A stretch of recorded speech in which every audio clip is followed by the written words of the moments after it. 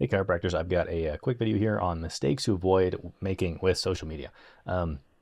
So for those of you who don't know, my name's Gavin. I'm with Central Health Supply. Basically, we help chiropractors with the business side of things and growing their practice. And obviously that includes social media. I've been doing social media stuff since I was 16.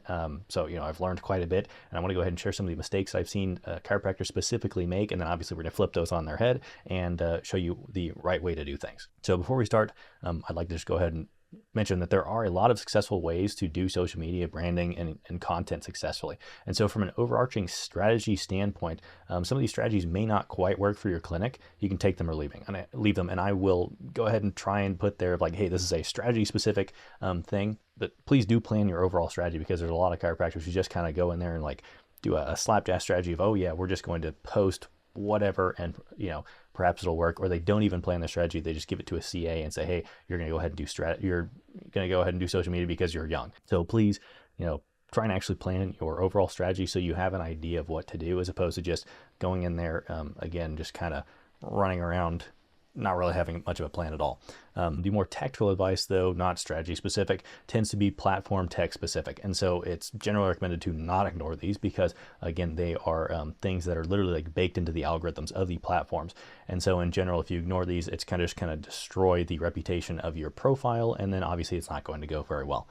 So in general, I would say the strategy standpoint, you can, actually think about what your overall strategy is going to be, and if it makes sense to go ahead and add this in, then or stop doing this, whatever it is, then do that. Otherwise, again, you can just kind of leave it. But the platform specific stuff, please don't ignore that. So let's go ahead and jump in. The platform mistake number one is basically spamming the same message. So a lot of chiropractors who do social media basically spam the same message. I'm not really sure, if they mean to do it or not, but a lot of times it'll follow a very formulaic approach where it's basically, hey, these are the benefits of chiropractic, or these are things that our practice is focused on. Come in for an appointment. And it follows that exact same thing of like, chiropractic helps with X, come in for an appointment, chiropractic helps with Y, come in for an appointment. And they just kind of repeat that over and over and over again to platforms and to users specifically, which is why it goes to the platforms, because the platforms basically want to help the users to get good content. And so basically anything that does not align with giving users good content, the platform is just going to punish. And so that's, in general, any of these things, that's what the actual criteria is of whether or not it is going to be something that is a platform mistake, is basically, is it good for the users? And so to users, this looks like spam. It just straight up looks like spam. So the users will start to ignore your content, and platforms will start to punish it. And so a lot of times it can even permanently ruin your profile's reputation, which can take years, or even just creating an entirely new profile to actually repair. So in general, don't spam the same message. And I've kind of got like a, part two to this, which is too many ask posts. And so this is kind of the exact same thing of like, you don't want to spam the same message or post over and over again. A lot of chiropractors know not to spam the same post, but again, not the same message. And so you want to vary up the message, especially when it comes to ask posts. And so there's a give and take to social media and usually any kind of interaction. And so if the come into our practice ask content is posted too often, people get burned out. Again, that's kind of what I was talking about, is they'll get burned out. So you have to post give content as well. So things where you're actually giving the person something of substance that will build goodwill. And so these could be things like, hey, we're posting, maybe something on, here are the benefits of a certain supplement. Here are some exercise tips, some joint health tips, some, immune system tips, whatever that ends up being. You post that, and it's basically, you have no ulterior agenda aside from just giving them information that is helpful. And so that is a give post. The right balance is usually about at least 4 give posts to 1 ask post. If you're trying to grow then your profile, then you want to give even more. And so this is the platform mistake number 2. And again, this is not necessarily a platform specific mistake. It happens on pretty much all platforms. It's more of a psychology mistake, where again, there's a give to ask to pretty much any interaction. And so whenever we're ignoring the psychology of the whole thing and not giving enough, people will ignore it. And then obviously that just doesn't work very well. So the algorithms do kind of change, but in general, like I said, they tend to do whatever is best for the user, so that the user likes their platform and continues to stay on it. That's kind of what we want to try and align ourselves with, is anything that is good for the user. And so spamming the same message or the same post, or too many ask posts, nothing that actually gives any value. Again, all of that stuff tends to be a pretty big no-no with any of these platforms. So we want to try and avoid that.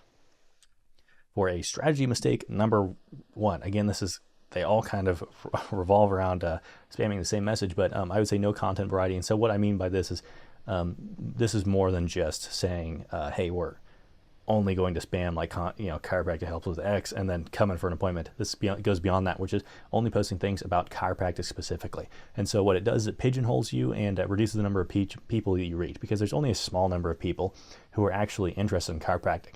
And I'm sure you know this, it's something like only 10% of people regularly get a chiropractic adjustment. 90% of people don't, and they might not even really know much about chiropractic in general. And so in general, what we want to do is try and spread it out more to multiple different health topics. That way you get more reach than only keep people who are interested in chiropractic. And so it can catch more people's attention. So for instance, someone might not necessarily know much about chiropractic, but they do know that their knee hurts or their back hurts or something like that. So if we morph it from chiropractic helps with back pain to back pain is caused by X, Y, and Z, and here's some solutions, and then chiropractic is maybe one of them, right? And so you want to try and kind of come at it from a different angle. Again, they can kind of all lead back to chiropractic, but also I would recommend doing something like things that are not chiropractic related, because whenever when you decide to expand to other things like shockwave, dry needling, some chiropractic clinics that I work with are now starting to add stuff like nurse practitioners with IV supplements, all that good stuff. Then having a variety of content helps to kind of make it expected of like, oh yeah, this guy just deals with health stuff, he's not a chiropractor. And then whenever you add something like a nurse practitioner, people aren't like, stay in your lane. They kind of expect that you have all of these health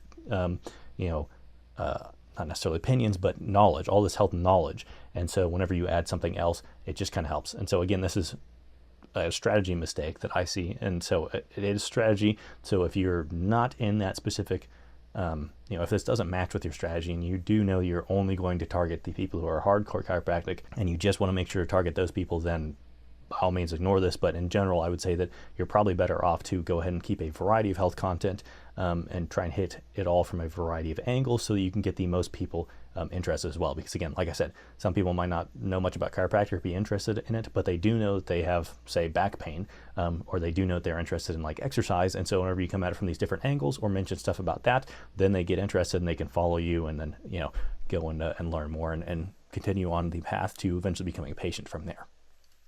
So strategy mistake number 2, and this is one there I would probably put more emphasis on not ignoring this one, but it's entertainment only. So again, this is a strategy decision, but in general, the less informative your content, the less serious the business seems.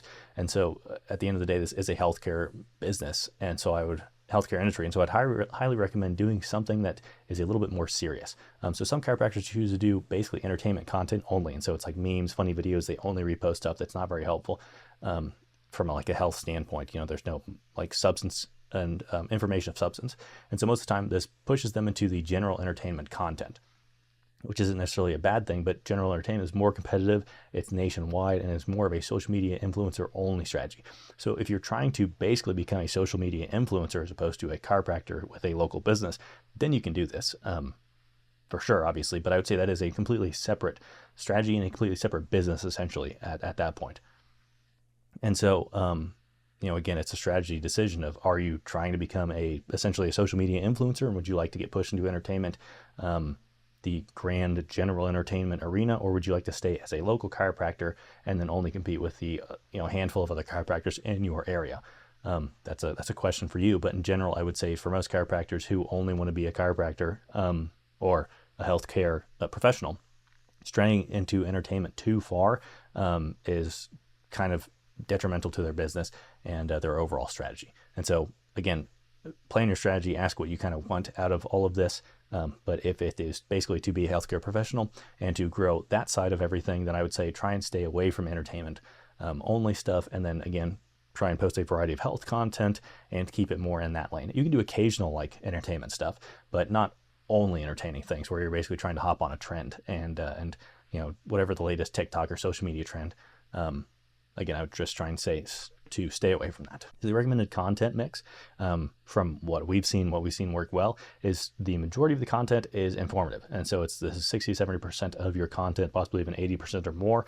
Some people will only do informative content, but basically this is stuff where you do a deep dive on a specific topic and you actually, you just give it, there's no like ask or anything like that. Again, this is 60-70% of give content. And so these are things like, hey, here's some tips on joint health, here's some tips on exercise, here's some tips on, whatever that particular thing is. But these are the informative pieces of content where you're basically just giving stuff just to be helpful, not necessarily to have any ulterior motive, or to at the end of it, or just give a little bit of substance and then just ask them to come in for an appointment. Again, we want to try and give a lot of good value so that you're building the goodwill of your audience, and then they actually want to follow the page and then come in for an appointment and all that good stuff. The other thing you do is updates on the practice or staff, and these kind of as they happen. Generally, I would say like the big updates that you would actually mention, they are probably like 10 to 20% of the time, or less. It just kind of depends on the practice and what's going on, but maybe you add new staff, maybe you add a new modality, you add something like shockwave or dry needling. These are, again, I would say these are kind of intermittent for most of what we've seen, and so in general, I would just say these are kind of like as they happen, just kind of sprinkle them in there. And then you can occasionally do some fun stuff. Again, this is up to you, but you can do stuff like, hey, we're doing a, particular toy drive or event or charity or something like that. I would say that's more fun. You can do occasionally if you want to hop on a trend, then you can do stuff like that. But in general, I would say, again, the majority is informative health content. And then the other thing is occasional calls to action. So again, the maximum is we want these to be 1 out of 4 or 5 posts, can be ask posts. And then generally you want it to be the ask calls to actions. So things like, hey, come in for an appointment, leave me a review, that kind of stuff. You generally want it to be more like 10 to 25% if you're trying to grow the page. And then regarding how many times to post, usually we say 3 to 4 times per week minimum. You can do more, less you can kind of get away with, but in general, if you're trying to grow, I'd say 3 to 4 posts per week is probably about the minimum that we've seen anyone actually be able to grow well with. Whenever you're doing less than that, it just kind of takes even longer and longer and longer to actually grow. And so in general, if you're trying to grow the social media and try to actually have this be a place of something where eventually you get new patients from it, and then you reach out to a lot more returning patients, again, this can be a good thing. And so a tip, if you're new to social media, so if you don't know what to expect, social media is a long game. It can take years before it really takes off and you start getting new patients from it. And so I would say expect a full 12 months of posting 3 or 4 times per week minimum. If you're completely just starting out with no following, then once a day is likely better. It depends on the platform. Some of them, most of the time you're doing once per day, it's fine. In general, depending on the platform, if you do twice per day, that's where it can kind of start to punish you, because you're just posting so much that it's almost too much for the platform. The other thing you can do is spread the word offline as well for initial traction. And then again, follower count. You've probably heard this, but follower count doesn't really matter. Engaged followers do. And so you can kind of ignore your actual follower count and just look at your meta business suite for impressions and metrics and people who are actually engaging with your posts. And so in general, if you're doing it right, you're posting enough, you should just see that go up, month after month. And your impressions, everything should grow. And so that means more people are seeing your stuff. And then obviously that translates to more chances of people coming in to become a new patient. Another thing that I'll mention is that in general, at the very beginning, most of the people that are following you are people who already know you. And so whenever you post on social media, it's not necessarily you getting new patients from it. Again, that's why I said expect at least a full 12 months before you actually start to see new patients or anything coming from this. But in general, before that, it's just people who know you already. So they're already current patients, maybe they're friends and family, but they already know you. And so whenever you're posting, you're essentially, most of the time, it's only to your followers already who know your stuff. And so whenever that happens, they obviously you're just kind of reminding your current patients to come in. And so if you're looking at your actual practice statistics, watch your returning patients, not necessarily your new patients only. So if you're only watching new patients, again, it's probably going to take 12 months. But if you watch your returning patients, something like this or email newsletters or anything like that can increase your returning patients and your patient visit average and all that stuff, because you're kind of reminding them of to come in and other things that you can help them with. So there's some tips if you're new to social media or not quite sure what to expect. And if you'd like any help, we just released a new unlimited clinic growth manager service. So basically this is for a flat fee, and for most chiropractors, this is less than 1/3 of the cost of a CA. We handle all of your marketing and patient flow systems.